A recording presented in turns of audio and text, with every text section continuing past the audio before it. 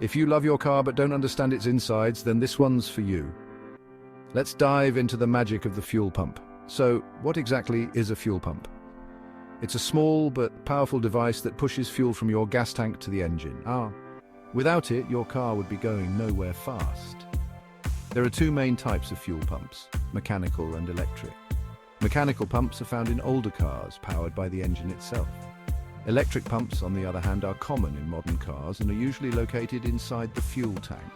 Electric pumps are more efficient and reliable.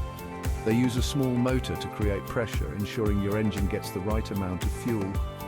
Think of it like a heart pumping blood, vital for keeping things running smoothly. So next time you rev up your engine, give a silent thanks to your fuel pump. It's the unsung hero keeping your ride alive and kicking. The fuel pump ensures that the fuel reaches the engine at the right pressure and volume. Regular maintenance and timely replacement of the fuel pump can prevent unexpected breakdowns. A well-functioning fuel pump contributes to better fuel efficiency and overall performance of your car.